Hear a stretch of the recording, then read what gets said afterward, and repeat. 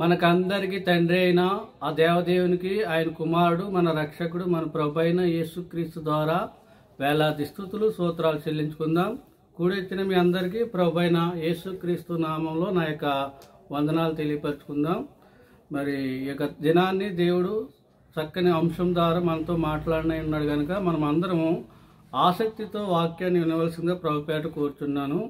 అందరూ బైబిల్ తెరిచినట్లయితే కీర్తనల గ్రంథము 10వ అధ్యాయము 4వ వచనం చదువుకుందాం. కీర్తనల గ్రంథము 10వ అధ్యాయము 4వ వచనం. దుష్టులు పొగరెక్కి యెహోవా విచారణ చేయుడనుకొందురు, దేవుడు లేడని వారు ఎల్లప్పుడూ యోచించుదురు. చదువుకున్న వాక్యాన్ని బట్టి ప్రార్థన చేసుకుందాం. అందరూ కళ్ళు మూసుకోండి. మహాపరిశుద్ధుడు, ప్రేమ, నమ్మకం కలిగిన మా ప్రియ పరలోకపు తండ్రి, మీ ఘనమైన నామానికి వేలాది స్తుతులు స్తోత్రాలు చెల్లించుకుంటున్నాం ప్రభా. ఈ యొక్క సాయంకాల సమయంలోనైనా నీ యొక్క పాద సన్నిధిలో కూడి ఉన్నాం ప్రభా. మాకు కావాల్సిన వర్తమానం నీ యొక్క పరిశుద్ధాత్మ ద్వారా మాకు వినిపించిన ప్రభా. వెనుగల చెవులు, గ్రహింపగల మనసు నాకు మాకు అందరు దయచేయండి ప్రభా. చెప్పుచుండగానైనా సమయోచితమైన జ్ఞానాన్ని నాకు దయచేయండి ప్రభా. ఈ యొక్క ప్రార్థన మీ ప్రియకుమారుడు మా ప్రభు అయిన యేసుక్రీస్తు నామములో ప్రార్థించి వేడుకుంటున్నాం తండ్రి, ఆమేన్.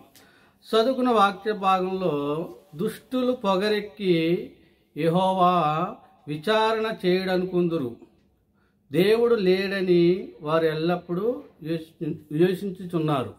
ఈ మాట ఎందుకు చదువుకున్నాము, ఎందుకు జ్ఞాపకం చేసుకుంటున్నామంటే ఈ మధ్య కాలంలో మరి బాగా వైరల్ అవుతున్న సిచ్యువేషన్ ఏంటంటే అమెరికా విషయంలో మనం ఆలోచించినట్లయితే లాస్ ఏంజెల్స్ ఆ యొక్క పట్టణంలో మరి అగ్నితో కాల్చబడుతుంది.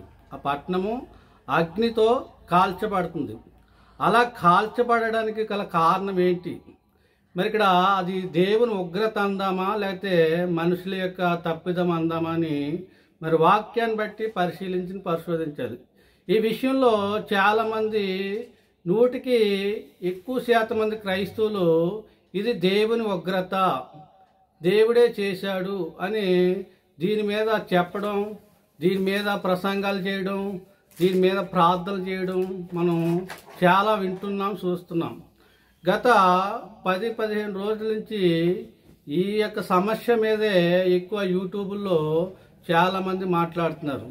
మరి నిజంగా అది దేవుని ఉగ్రతేనా అన్నది మనం వాక్యాన్ని బట్టి పరిశీలిద్దాం. ఎందుకు వీళ్ళు దేవుని ఉగ్రత అని చెప్పడానికి గల కారణాలు ఏంటంటే దీనిలో కొన్ని వాక్యాలని వారు దానికి టాలీ చేస్తున్నారు. కొన్ని వాక్యాలు ఆ సిచ్యువేషన్కి, ఆ సందర్భానికి మ్యాచ్ అయ్యే విధంగా మరి టాలీ చేసి ఇది ఇక్కడ రాయబడింది కదా, బైబిల్లో చెప్పబడింది కదా అని ఇలాగా చాలామంది అపోహలకి గురైపోతున్నారు. చాలామంది విశ్వాసులు భయాందోళనకి గురవుతున్నారు. మరి నిజానికి బైబిల్లో అలా ఉన్నదా అన్నది మనం ఆలోచించుకోవాలి. ముందుగా మనం అమెరికా యొక్క కాలిఫోర్నియా గురించి మనం ఆలోచించినట్లయితే అది చాలా అభివృద్ధి చెందిన పట్టణం. అది అక్కడ నివసించే ప్రజలందరూ చాలా కోటీశ్వరులు వాళ్ళు. అది చాలా విలువైన పట్టణం. అది ఆ పట్టణంలో అందరు కోటీశ్వర్లే. అక్కడ ఎవరు మరి సామాన్య ప్రజలు అక్కడ ఉండరు. లాస్ ఏంజెల్స్ అంటే మరి అమెరికా దేశానికి అది ఒక గుండుగాయ లాంటిదన్నమాట.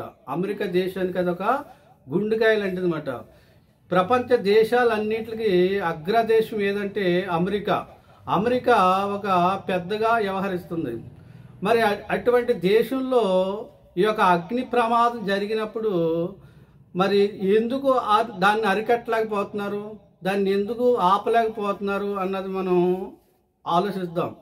మరొకసారి ఆలోచించినట్లయితే అమెరికాలో ఉన్న ఇంటెలిజెంట్ మరి ఏ దేశంలో కూడా లేదు. ఏ దేశంలో అయినా సీమ సిటికమంటే అది అగ్రదేశానికి అమెరికాకి తెలిసిపోతుంది. ఏ దొంగను పట్టుకోవాలన్నా కూడా వాళ్ళ ఇంటెలిజెంట్ వ్యవస్థ చాలా బలంగా పనిచేస్తుంది.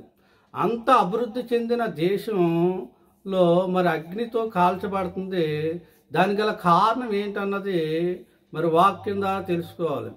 ఎందుకంటే మన క్రైస్తవులకు ఒక అలవాటు అయిపోయింది, ఒక ఊతపతంగా అయిపోయింది. ఏదైనా భూకంపం జరిగినా, ఏదైనా వరదలు వచ్చినా, లేకపోతే ఏదైనా తుఫాన్ వచ్చినా, లేకపోతే ఏదైనా మరి అగ్ని ప్రమాదం వచ్చినా అదుగో దేవుని ఉగ్రత, లేకపోతే మరి అదుగో యేసుక్రీస్తు రాకడా అని ఇలా ప్రకృతిలో ఏది జరిగినా అది మరి దేవునికి ఆపాదించి మాట్లాడడం, అలా చెప్పడం మనం ఎన్నో వాక్యాలు ఎన్నో ప్రసంగాలు మనం వింటుంటున్నాం. కానీ మరి ఇక లాస్ ఏంజల్ అనే పట్టణము, లాస్ ఏంజల్ అంటే దేవదూత పట్టణం. అది మరి 1781 సంవత్సరంలో అది స్థాపించబడ్డద పట్టణం. అప్పటి నుంచి అది చాలా అభివృద్ధి చెందింది, చాలా విస్తరించింది. ప్రపంచంలో చాలా విలువైన పెద్ద పెద్ద స్టూడియోలు కూడా అక్కడే నిర్మాణమైనవి. పెద్ద పెద్ద సినిమాలు కూడా అక్కడే నిర్మాణం జరిగినాయి. మరి ప్రపంచంలో మరి సెలబ్రిటీలకి ఆస్కార్ అవార్డులు ఇవ్వాలన్నా కూడా కాలిఫోర్నియా ముఖ్య పట్టణం. మరి అటువంటి పట్టణంలోంచి అనేక గొప్ప సినిమాలు కూడా వచ్చినాయి. అవతార్ అనే సినిమా మరి ఆ యొక్క లాస్ ఏంజల్లో నిర్మాణం జరిగింది. అంత గొప్ప టెక్నాలజీ గల పట్టణం అది. అక్కడ చాలామంది అందరు కుబేరులే, పైగా అక్కడ నివసించే ప్రజలందరూ కూడా క్రిస్టియన్సే. అయితే వారు ఇక జనవరి 5వ తారీఖున వారు ఒక సమావేశాన్ని ఏర్పాటు చేసుకున్నారు. జనవరి 5వ తారీఖున వాళ్ళు ఒక సమావేశాన్ని ఏర్పాటు చేసుకున్నారు. గ్లోబల్ లీడర్స్ అంటే ప్రపంచంలో కల్లా గొప్ప పేరు పొందిన వారంతా వారికి అవార్డు ఫంక్షన్ జరిగింది అక్కడ. అంటే సినిమాలు ఎవరు గొప్ప సినిమాలు తీశారు, మరి ఎవరు గొప్పగా అభివృద్ధి చెందారు, మరి ఎవరికి ఏ అవార్డు ఇవ్వాలని ఒక అవార్డుల ఫంక్షన్ అక్కడ 5వ తారీఖున జరిగింది. ఆ యొక్క 5వ తారీఖున జరిగిన ఆ యొక్క అవార్డు ఫంక్షన్లో వారు మనుషులుగా వారు మరి ఎవరికైనా అవార్డులు ఇచ్చుకోవచ్చు, ఏదైనా చేసుకోవచ్చు. కానీ దాంట్లో వారు చేసిన మిస్టేక్ ఏంటంటే దేవుని కూడా కోడ్ చేశారు. ఆ యొక్క అవార్డు ఫంక్షన్లో వారు చేసిన మిస్టేక్ ఏంటంటే దేవుని కూడా కోడ్ చేశారు. అయితే వారు దేవుడికి ఇచ్చిన మార్కులు ఏంటంటే 0 మార్కులు ఇచ్చి వారికి మాత్రం మంచి మార్కులు వేసుకున్నారు. వేసుకుని ఇక మా పట్టణంలో దేవుడితో పని లేదు, ఇక మాకు దేవుడు అవసరం లేదు అని ఒక నినాదానికి వచ్చేసారు. చివరికి వారు ఎలా తయారైపోయారంటే మా పట్టణం విడిచి నువ్వు వెళ్ళిపోవాలని ప్లాకార్డులు పెట్టుకుని కూడా వారు దేవుని విషయంలో అలా ప్రవర్తించారు. దీనిని బట్టి అదిగో దేవునికి వ్యతిరేకంగా వాళ్ళు చేశారు కనుక దేవుని ఉగ్రతకు వారికి లోనయ్యారు కనుక అని ఈ విధమైన భావంలోకి నేటి క్రైస్తవ సమాజం వెళ్ళిపోయింది. వీళ్ళు దానికి అనుకూలమైన రిఫరెన్స్లు తీసుకుని ఇదిగో ఇక్కడ రాయబడింది కదా అని వారు చూపించే రిఫరెన్స్ని కొన్నిటిని మనం పరిశీలిద్దాం. చూడండి, యెహెజ్కేలు గ్రంథము 15వ అధ్యాయము, యెహెజ్కేలు గ్రంథము 15వ అధ్యాయము మరి 7-8 వచనాలు చదువుకుందాం. నేను వారి మీద కఠిన దృష్టి నిలుపుదును, వారు అగ్నిని తప్పించుకొనినను అగ్నియే వారిని దహించును. వారి ఎడల నేను కఠిన దృష్టి గలవాడే ఉండగా నేనే యెహోవాని మీరు తెలుసుకుందురు. వారు నా విషయమై విశ్వాసఘాతకులైరు గనుక నేను దేశమును పాడు చేసేదను. ఇదే ప్రభువు యెహోవా వాక్కు. చదువుకున్న వాక్యాన్ని బట్టి వారు నా విషయంలో అంటే దేవుని విషయంలో విశ్వాసఘాతకులుగా మారిపోయారు. విశ్వాసఘాతకులుగా మారిపోయారు కనుక వారి దేశాన్ని నేను పాడు చేస్తానని ఇక్కడ యెహో ప్రభువు యెహోవా వాక్ అని ఇక్కడ రాయబడింది. ఈ సందర్భాన్ని బట్టి దాన్ని క్రోడీకరించి అదిగో వారు దేవుని వ్యతిరేకించారు, దేవుని దూషించారు, దేవుని అవమానించారు కనుక దేవునికి కోపం వచ్చి ఆ పట్టణాన్ని నాశనం చేశాడని ఈ వాక్యాన్ని బట్టి మరి ఇలా చెప్తున్నారు. అలాగే మరొక వాక్యాన్ని కూడా మనం చదువుకున్నట్లయితే సామెతల గ్రంథము 1వ అధ్యాయము 26-28 వరకు కూడా చదువుకుంటే అది కూడా అక్కడ జరిగిన సిచ్యువేషన్కి ఈ యొక్క వాక్యానికి దగ్గరగా ఉన్నట్టుగా కనపడుతూ ఉంటుంది. ఏమని రాయబడిందంటే, కాబట్టి మీకు అపాయము కలిగినప్పుడు నేను నవ్వేదను, మీకు భయము వచ్చినప్పుడు నేను అపహాసం చేసేదను, భయము మీ మీదకి తుఫాను వలె వచ్చినప్పుడు, సుడిగాలి వచ్చినట్లు మీకు అపాయము కలుగునప్పుడు, మీకు కష్టము దుఃఖము ప్రార్థించినప్పుడు నేను అపహాసం చేసేదను. అప్పుడు వారు నన్ను గూర్చి మొర్రపెట్టుదురు గాని నేను ప్రత్యుత్తరం ఇయ్యకుండును. నన్ను శ్రద్ధగా వెతుకుదురు గాని నేను వారికి కనపడకుందును. ఈ వాక్యాన్ని బట్టి కూడా అదిగో వారు ఇంతకాలము దేవుని ఆరాధించారు, ఇంతకాలం దేవుని స్తుతించారు, మరి ఇలా ఉన్నట్టుండి మరి మధ్యకాలంలో ఏమైపోయింది? వారు దేవునికి వ్యతిరేకులుగా మారిపోయారు, దేవుడే లేడనే స్థితికి వచ్చేశారు, దేవుణ్ణి అవమానించారు. అందుకు కాబట్టే వారికి ఇటువంటి కష్టం వచ్చింది, ఇటువంటి నష్టం వచ్చింది. ఈ నష్టంలో ఈ కష్టంలో వచ్చినప్పుడు ఒకవేళ వారు దేవునికి మొర్రపెట్టినప్పుడు కూడా, ఒకవేళ దేవునికి ప్రాధేయపడినప్పుడు కూడా దేవుడు వారిని చూసి అపహాసం చేస్తాడు, దేవుడు వారి మొరను ఆలకించడని ఈ వాక్యాన్ని కూడా కోడీకరిస్తూ ఉంటారు. మరి ఈ విషయంలో మనం ఆలోచించినట్లయితే ఇది ఎంతవరకు వాస్తవం అన్నది మనం గమనించుకోవాలి. చూడండి, మరొక వాక్యం కూడా చదువుకుందాము. గలతీ రాసిన పత్రిక 6వ అధ్యాయము 7వ వచనం చదువుకున్నట్లయితే, గలతీయులకు రాసిన పత్రిక 6వ అధ్యాయం 7వ వచనం చదువుకున్నట్లయితే, మోసపోకుడి, దేవుడు ఎక్కిరింపబడడు, మనుషుడు ఏమి విత్తునో ఆ పంటనే కోయును. ఈ వాక్యం కూడా దానికి కోడీకరించారు. ఎందుకు కోడీకరించారంటే వాళ్ళు దేవుని అవమానించారు, దేవుడికి వారు 0 మార్క్ వేశారు, దేవుడికి మా పట్టణాన్ని విడిచి వెళ్ళిపోవాలి, దేవుడికి మాకు అక్కర్లేదు అనే ఒక స్థితికి వారు వచ్చేశారు. మరొక ఆ కాలిఫోర్నియాలో చర్చిలు కూడా మరి ఎలాగైపోయినాయంటే వారు మరి దాన్ని క్లబ్బులుగా పబ్బులుగా మరి మరి వాళ్ళ అవసరాల నిమిత్తం మరి చర్చిలు కూడా అమ్మేసుకునే పరిస్థితి కూడా వాళ్ళు దిగజారిపోయారు. ఒకప్పుడు మరి ఆదివారం వచ్చిందంటే అమెరికాలో చర్చిలన్నీ నిండిపోయేది. కానీ నేటి కాలంలో చూస్తే ఆ పరిస్థితి కనపడతలేదు. చివరికి వారు ఏ విధంగా వచ్చేసారంటే చర్చిలు కూడా అమ్ముకునే పరిస్థితికి వచ్చేసారు. ఆ చర్చిలు మరి దేవాలయాలకి అమ్మేశారు, విగ్రహారాధనలకు అమ్మేశారు. ఇందును బట్టే దేవుని కోపం రగులుకొని వారి మీద మరి ఉగ్రముగా మరి శీఘ్రముగా వారి మీద మరి కీడు వచ్చిందని ఇటువంటి వాక్యాలన్నీ చూపించి మరి చాలామంది చెప్తూ ఉన్నారు. మరి ఇది ఎంతవరకు వాక్యానుసారం అన్నది మనం ఆలోచించుకోవాలి. మరొక మాట చదువుకున్నట్లయితే మరి ఆ మాట కూడా ఈ యొక్క స్థితికి అనుకూలంగా ఉంటుంది. చూడండి, రోమీయులకు రాసిన పత్రిక 2వ అధ్యాయము 6 నుంచి 8 వచనాలు చదువుకున్నట్లయితే, ఆయన ప్రతివానికి వాని క్రియలు చెప్పిన ప్రతిఫలం ఇచ్చును, సత్క్రియలు ఓపికగా చెయ్యము, మహిమ ఘనత అక్షయతను వెదుకు వారికి నిత్య జీవమునిచ్చును. అయితే భేదములు పుట్టించి సత్యమునకు లోబడక దుర్నీతికి లోబడిన వారి మీదకి దేవుని ఉగ్రత రౌద్రముగా వచ్చును. ఇక్కడ ఎవరైతే మరి భేదములు పుట్టించారో, ఎవరైతే దేవునికి లోబడలేదో, ఎవరైతే సత్యాన్ని విడిచిపెట్టేశారో, దేవుని సన్నిధిని విడిచిపెట్టేశారో వారి మీద దేవుని ఉగ్రత రౌద్రముగా వచ్చునని ఇక్కడ వాక్యం తెలియబడుతుంది. ఈ వాక్యాన్ని బట్టి అదిగో అది దేవుని ఉగ్రతే అని చాలామంది అనుకుంటూ ఉన్నారు. ఈ వాక్యాన్ని చూపించి వారు మరి దేవుని ఉగ్రతగానే చెప్తున్నారు. మరి నిజంగానే దేవుని ఉగ్రత అన్నది మనం ఆలోచించుకోవాలి. ఎందుకంటే మరి వాళ్ళు ఏదో మనం దేవుని ఉగ్రత అని ప్రచారం చేసామనుకోండి, రేపొద్దున ఈ రోజు కాకపోయినా రేపైనా ఒక 6 నెలల తర్వాత వారు మళ్ళీ యథాస్థితికి వచ్చారనుకోండి, మరలా వారు సంపాదించుకున్నారనుకోండి, మరలా మళ్ళీ వాళ్ళు ఇల్లు కట్టుకున్నారనుకోండి, మరలా వాళ్ళు అప్పుడు ఏం చేస్తారు? అప్పుడు అదిగో దేవుని ఉగ్రతను కూడా మేము జయించామని మరొక నింద కూడా దేవుడి మీద వేసే అవకాశాలు ఉంటాయి.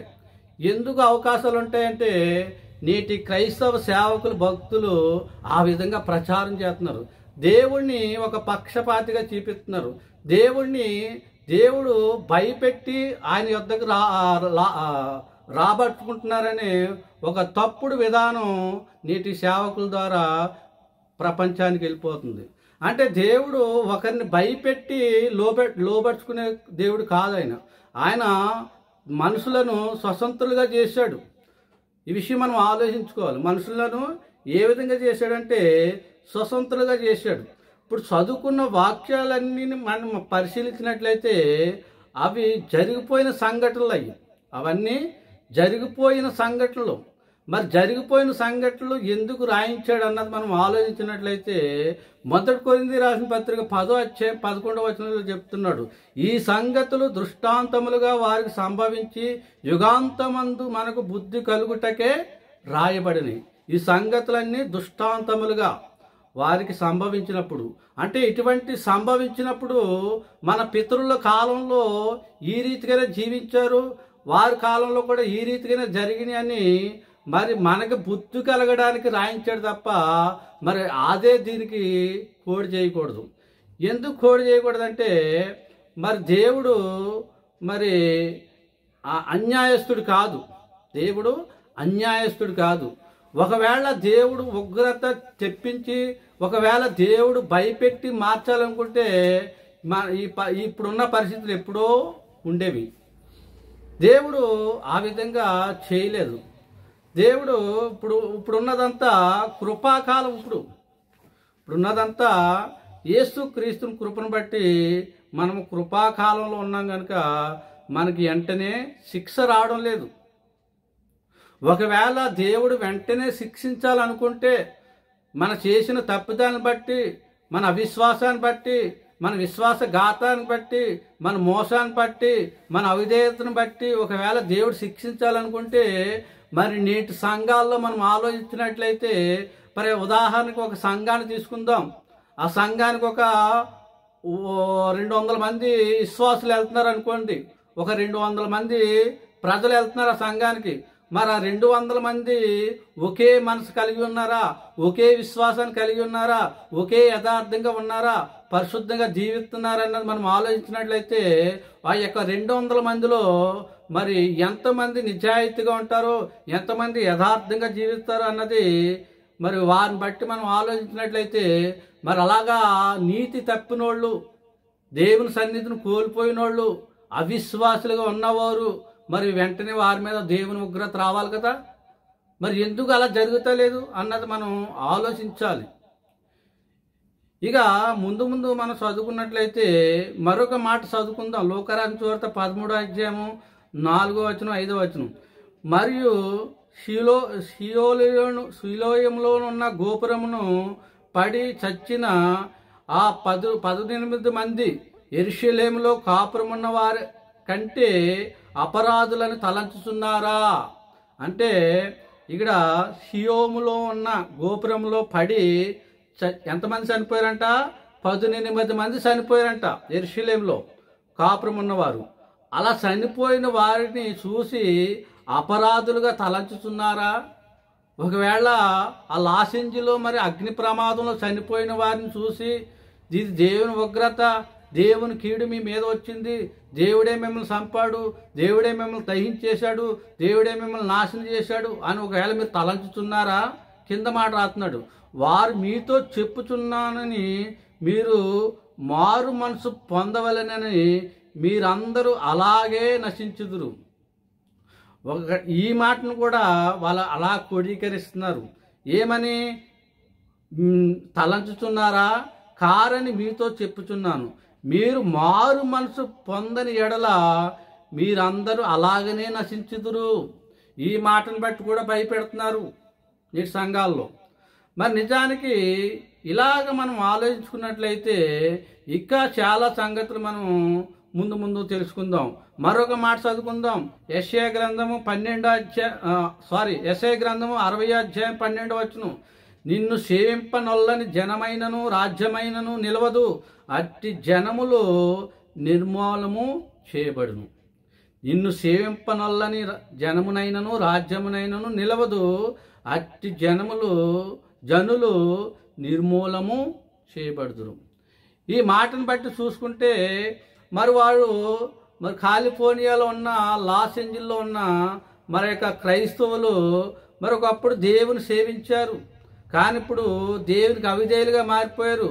అందుకు కాబట్టి ఆ జనమును నిర్మూలన చేయాలని, ఆ రాజ్యమును నాశనం చేయాలని వారు భావించుతున్నారని ఈ విధమైన రిఫరెన్స్లు చూపించి ఈ విధమైన వాక్యాలు క్రోడీకరించి మరి వ్యర్థముగా దేవుని మాటలు ఉచ్చరించి దేవుణ్ణి ఒక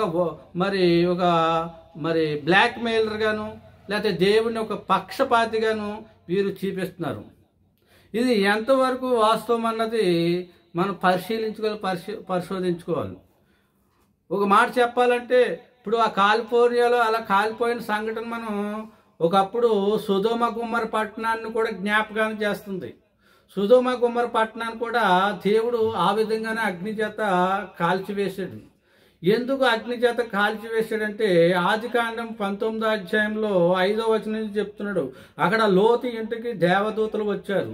ఆ దేవదూతలు వచ్చినప్పుడు మరి ఆ పట్టణంలో ఉన్న వారందరికీ విషయం తెలుసుకుని ఆ యొక్క లోతు ఇంటిని ముట్టడి చేశారు. లోతు ఇంటిని ముట్టడి చేసి ఆ ముట్టడి చేసే జనంలో ఎవరెవరు ఉన్నారంట? వృద్ధులు ఉన్నారంట, బాలురు ఉన్నారంట, యవనస్తులు ఉన్నారంట, ప్రజలందరూ ఉన్నారంట. అంటే అంత దిగజారిపోయారు, అంత పాపం ఉడిగట్టారు వాళ్ళు, అంత దుష్కార్యాలు చేయడానికి పూనుకున్న వారు వచ్చిన దేవదూతలు మగవారి వలె వచ్చారు. మరి అక్కడికి మగవారికి వచ్చినప్పుడు వారితో మేము కూడుకోవాలి, వారితో మేము పాపం చేయాలి, వారితో మేము వ్యభిచారం చేయాలి, కాబట్టి వారిని మాకు అప్పచెప్పమని లోతుని ప్రేరేపించారు, లోతుని భయపెట్టారు, మరి లోతుని ఎన్నో ప్రలోభాలు పెట్టారు. అక్కడ లోతు మరి ఏం చేశాడంటే, అయ్యలారా నాకు 2 కుమార్తెలు ఉన్నారు, ఇంతవరకు పురుషుని ఎరగని కుమార్తెలు వారిని మీకు అప్పగించేస్తాను, మీకు మనసుకు తోసినట్లు వారిని చేయమని లోతు మరి అక్కడ జవాబు ఇవ్వడం జరిగింది. అయినా కూడా ఆ ప్రజలు ఊరుకోలేదు. కానీ లోతు ఏదో విధంగా మరి వెనక ద్వారం నుంచి తప్పించేశాడు. మరి ఆ యొక్క దుష్కార్యాలను బట్టి, ఆ యొక్క అవిధేయతను బట్టి, వారు చేసే క్రియలను బట్టి ఆనాడు సొదొమ గుమ్మర పట్టణాన్ని దేవుడు నాశనం చేశాడు. దేవుడు అగ్నిచేత కాల్చివేశాడు. చూడండి, కాలిఫోర్నియాలో ఏంటంటే ఈ మధ్యకాలంలో మనుషులు ఏ విధంగా తయారైపోయారంటే జ్ఞానం సంపాదించుకుని టెక్నాలజీ పేరుతో దేవుడికే ఎదురు తిరుగుతున్నారు. చూడండి, వారు సంపాదించుకున్న టెక్నాలజీని బట్టి ఇక కొంతకాలానికి పోతే మేమే దేవుళ్ళు అనే స్థితికి వారు వచ్చేవారు వస్తున్నారు కూడా. ఆ విధంగా కూడా దేవుడు మేమే అనే స్థాయికి ఎదిగిపోయారు. వారికి ఉన్న టెక్నాలజీని బట్టి మేము ఏదైనా సాధించగలం, ఏదైనా మేము చేయగలమని ఒక విధానమైన మరి మూర్ఖ స్వభావంతో వారికి వచ్చేసారు. వారి దృష్టికి దేవుని యొక్క జ్ఞానం వెర్రితనముగా కనపడుతుంది అని వారికి తేటతెల్లమవుతుంది. ఈ విధంగా ఈ కారణాలు బట్టే దేవుని ఉగ్రత వారి మీదకి వచ్చిందని చాలామంది ఈ విధంగా చెప్తున్నారు. మరి ఇది ఎంతవరకు వాస్తవం అన్నది మన వాక్యం ద్వారా పరిశీలిద్దాం. ఎందుకంటే మనకి ఏదైనా ప్రామాణికం దేవుని వాక్యమే. నిజంగా ఒకవేళ దేవుని ఉగ్రత అనుకుంటే కనుక వారికంటే భయంకరంగా జీవించిన వాళ్ళు లోకంలో చాలామంది ఉన్నారు. చూడండి, కొన్ని దేశాల్లో బైబిల్ కనపడితే వారిని చంపేసే ప్రమాదం ఉన్నది.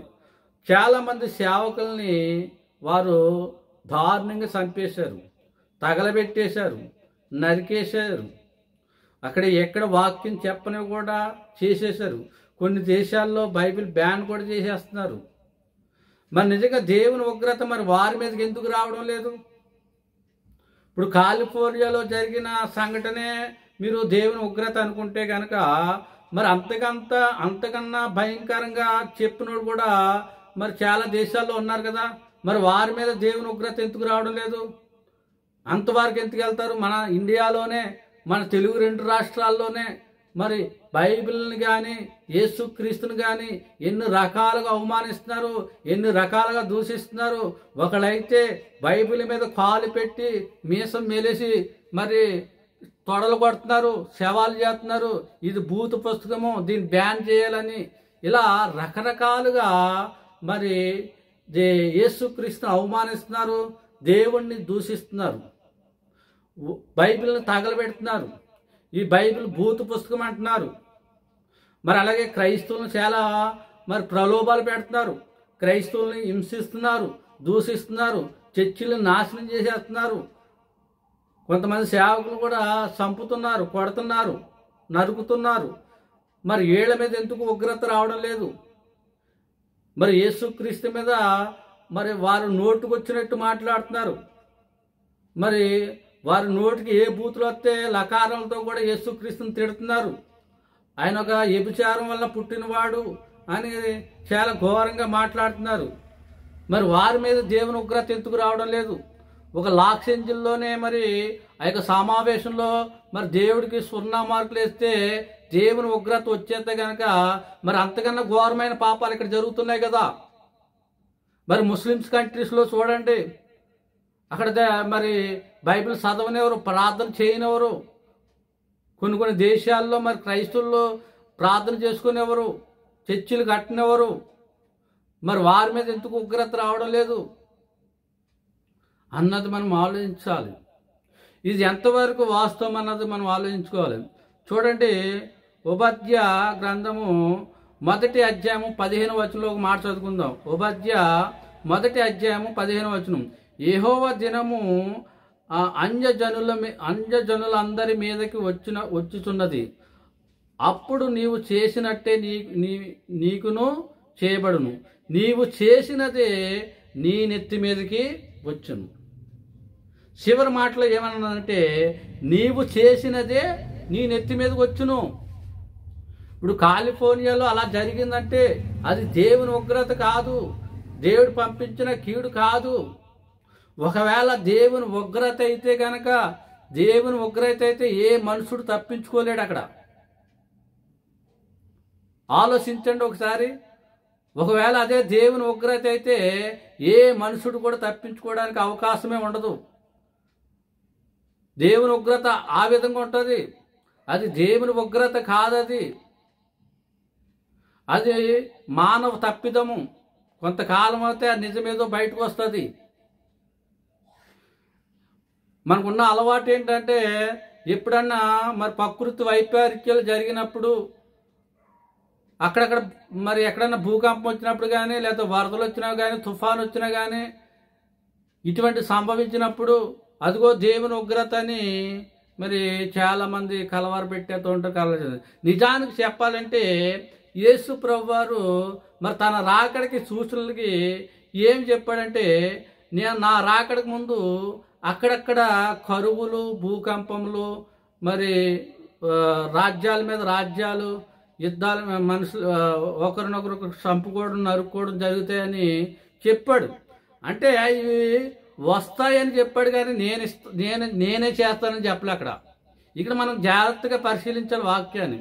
అక్కడ యేసుప్రభు వారు చెప్పిన సందర్భం ఏంటంటే ఇటువంటి జరుగుతాయని చెప్పాడు తప్ప నేనే జరిగిస్తానని చెప్పలా.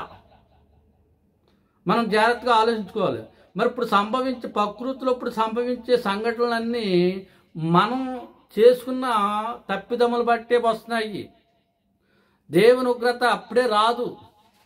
దేవుడు మరి ఎందుకంటే ప్రతి మనిషికి అవకాశాన్ని ఇస్తాడు, వారికి ఒక ఆయుష్కాలం పెట్టాడు. ఆ ఆయుష్కాలంలో మరి దేవుని తెలుసుకుని దేవుని యందు యథార్థంగా భయభక్తులతో జీవిస్తే కనుక వారు రక్షింపబడతారు. ఒకవేళ దేవుని ఉగ్రత అయితే కనుక మరి నేటికి ప్రపంచ జనాభాలో చాలామంది చనిపోవాలి కదా. ఎంతమంది భయంకరులుగా మారిపోయారు. ఇంత మనిషి ఏ విధంగా మారిపోయాడు చూడండి. ప్రకృతికి విరుద్ధంగా మారిపోయాడు, దేవుని ధర్మానికి విరుద్ధంగా మారిపోయాడు. చూడండి, పురుషులు పురుషులే పెళ్లిళ్ళు చేసుకుంటున్నారు, స్త్రీలు స్త్రీలే పెళ్లిళ్ళు చేసుకుంటున్నారు. మరి ఏఐ టెక్నాలజీ వచ్చి, ఆర్టిఫిషియల్ ఇంటెలిజెన్స్ టెక్నాలజీ వచ్చి వాళ్ళు కూడా ఛాలెంజ్లు చేస్తున్నారు. 2030 సంవత్సరం వచ్చేటప్పటికి గాడే ఉండడు అంటున్నారు, దేవుడే ఉండడు అంటున్నారు. మరి అలాగనుకుంటే మరి ఇప్పుడు నాస్తిక్ సంఖ్య ఎక్కువ మంది అయిపోతున్నారు, దేవుడు లేడనే జనం పెరిగిపోతున్నారు. ఒకవేళ రావాలనుకుంటే దేవుని ఉగ్రత మరి వాళ్ళ మీద ఎందుకు రావడం లేదు? ఎందుకు ఇక దేవుడు సమయాన్ని ఇస్తున్నాడు, ఎందుకు ఇక దేవుడు దీర్ఘశాంతంతో కనిపెడుతున్నాడు అన్నది మనం ఆలోచించాలి.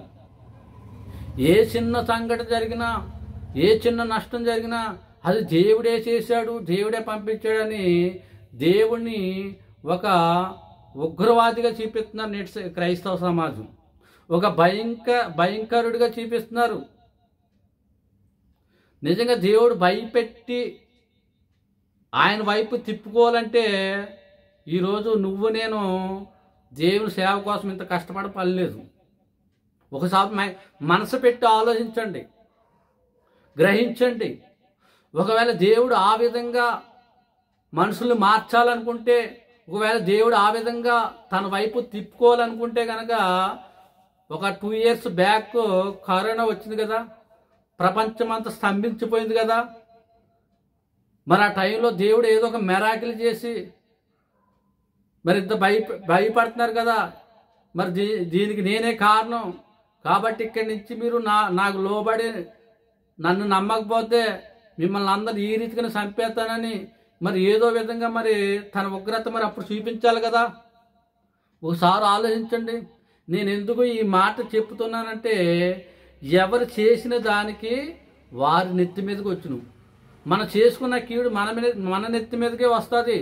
చూడండి, దేవుడు ఒక మాట ఇచ్చాడు. ఏంటంటే మత్తయి రాసిన సువార్త 5వ అధ్యాయము 45వ వచనంలో ఒక మాట అంటున్నాడు. మత్తయి రాసిన సువార్త 5వ అధ్యాయం 45వ వచనం, ఆయన చెడ్డవారి మీదను మంచివారి మీదను తన సూర్యుని ఉదయింపజేసును, నీతిమంతుల మీదను అనీతిమంతుల మీదను వర్షమును కుమ్మరించుచున్నాడు. చూడండి, దుర్మార్గులు కూడా నశించిపోవడం దేవునికి ఇష్టం లేదు. దుర్మార్గులు కూడా నశించిపోవడం దేవునికి ఇష్టం లేదు. వారు కూడా రక్షింపబడాలి, వారు కూడా తెలుసుకోవాలని దేవుడు ఒక సమయాన్ని కేటాయించాడు. దాని కొరకు వెయిట్ చేస్తున్నాడు. దేవుని శిక్ష అప్పుడే రాదు, దేవుని తీర్పు అప్పుడే రాదు. దేవుడికి వారికి అప్పుడే తీర్పునిచ్చాడు. మనం ఆలోచించుకోవాలి.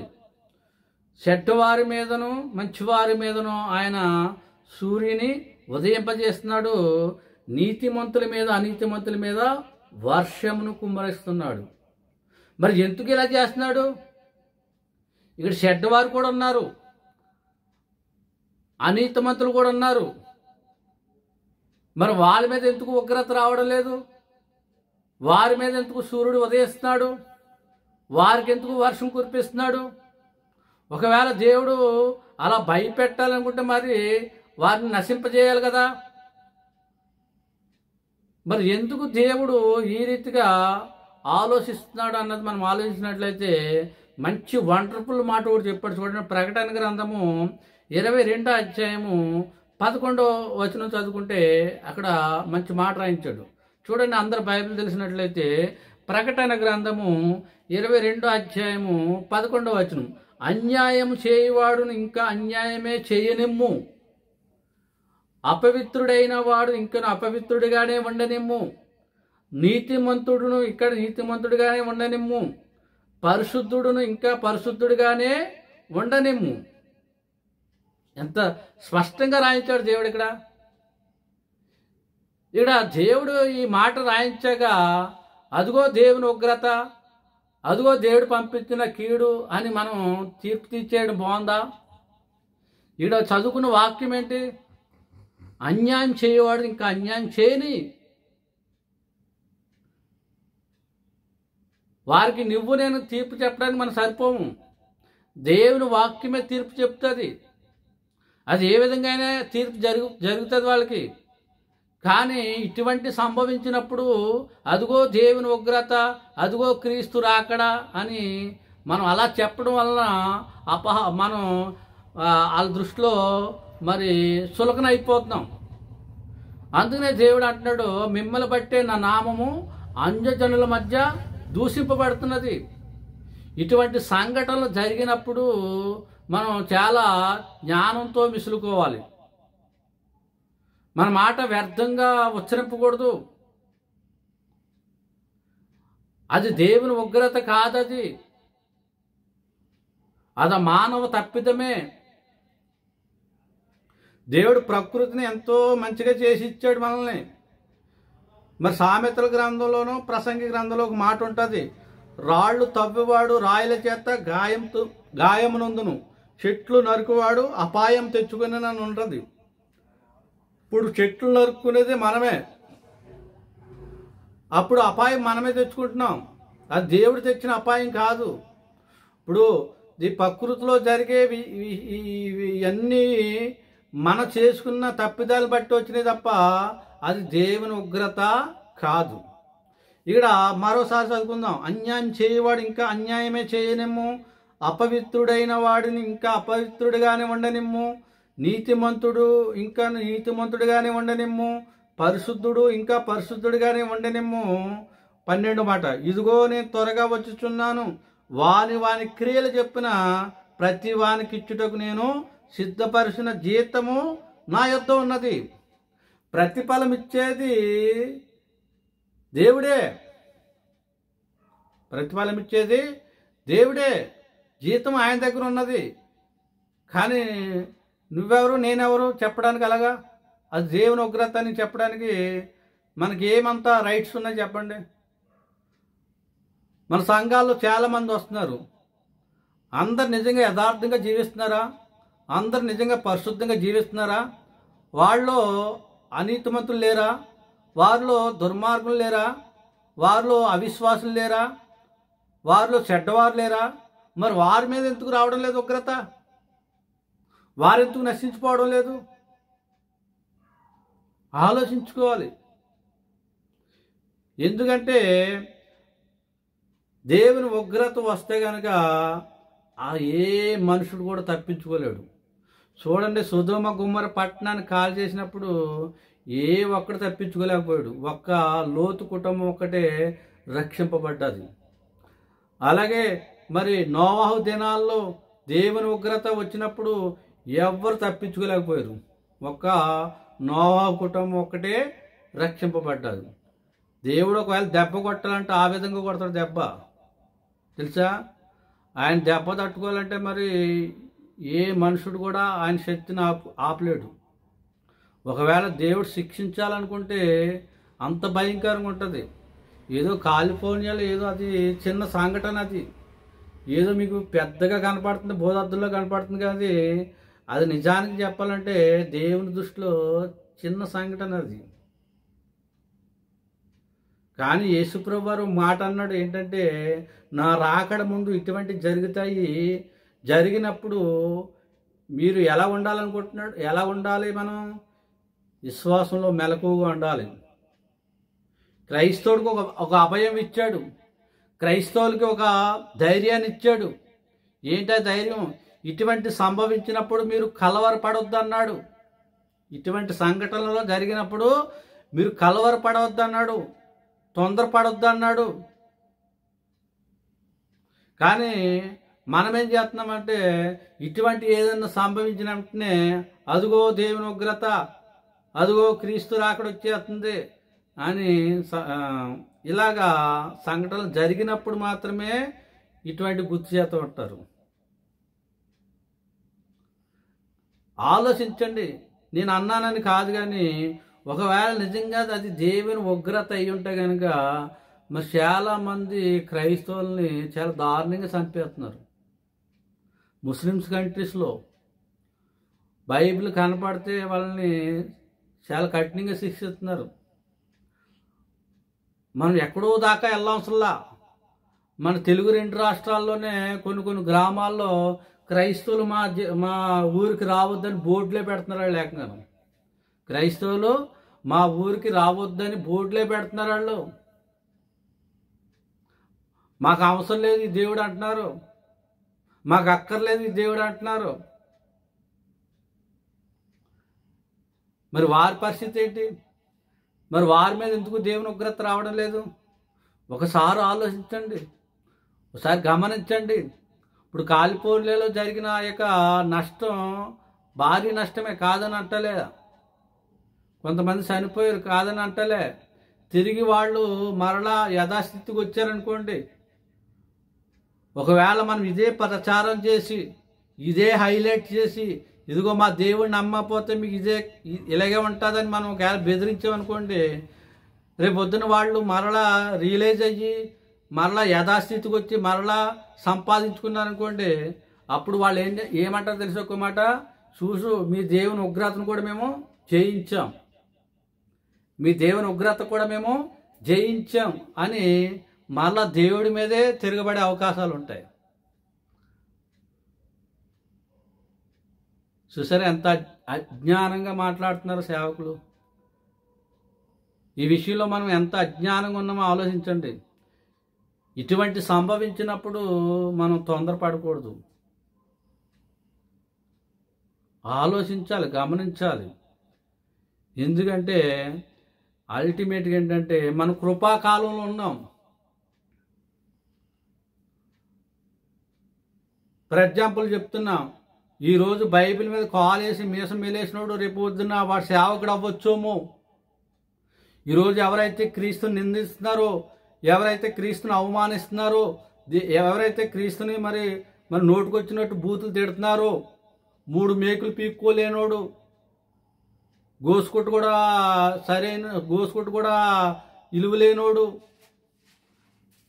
మరి ఎంత దారుణంగా మాట్లాడుతున్నారంటే, మరి బల్లారాధన తీసుకునే ద్రాక్షరసం మరి యేసుక్రీస్తు ఉచ్చతో పోల్చారు వాళ్ళు. యేసుక్రీస్తు ఉచ్చలో బాప్తిసం తీసుకోమంటున్నారు. చూడండి ఎంత భయంకరమైన మాటలు వస్తున్నాయో, ఎంత దూషణకరమైన మాటలు వస్తున్నాయో. మరి వీళ్ళ మీద దేవుని ఉగ్రత ఎందుకు రావడం లేదు?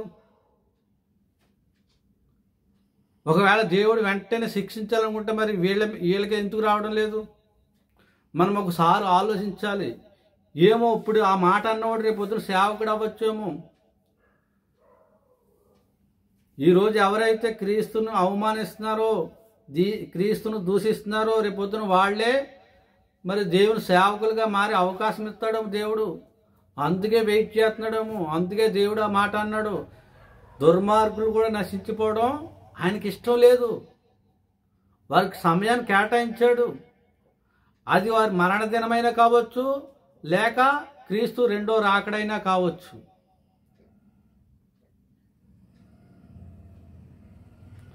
దుర్మార్గులు కూడా వారి సమయాన్ని ఇస్తున్నాడు. వారు ఏంటంటే వారు మరణ దినమన్నా కావచ్చు, లేదా క్రీస్తు రెండో రాకడన్నా కావచ్చు. అంతవరకు మరి దేవుడు భయపెట్టి అది పెట్టి ఇది చేసి మరి ఆయన ఉగ్రతని మనం ప్రచారం చేయకూడదు. అది వాక్యానుసారం కాదు. ఒకసారి వాక్యాన్ని పరిశోధించండి. రాకడ ముందు జరుగుతాయని చెప్పాడు తప్ప నేనే పంపిస్తానని చెప్పలా. రాజ్యం మీదకి రాజ్యం వస్తాయి, అక్కడక్కడ కరువులు వస్తాయి, అక్కడక్కడ భూకంపాలు వస్తాయి అని చెప్పాడు తప్ప నేను పంపిస్తానని చెప్పలా. మనం బాగా పరిశోధించాలి వాక్యాన్ని.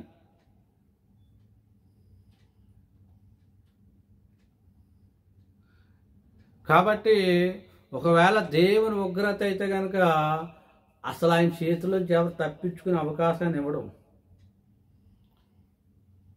కాబట్టి విన్న వాక్యం బట్టి ఎంతవరకు మనం విశ్వాసంలో కొనసాగుతున్నామో, ఎటువంటి విశ్వాసం కలిగి ఉన్నామో ఈ విషయంలో అన్నది మనమే పరిశోధించుకుని మరి ముందుకు సాగాలని, విశ్వాసంలో బలపడాలని, మరి పరిశుద్ధంగా జీవించాలని, మరి ప్రభు రాకడలో ఎత్తబడి మరి సార్వత్రిక సంఘంలో మనం కూడా ఉండాలని, మన పేర్లు జీవగ్రంథంలో ఉండాలని మరి కోరుచు ఈ యొక్క మాటలు ముగిస్తున్నాను.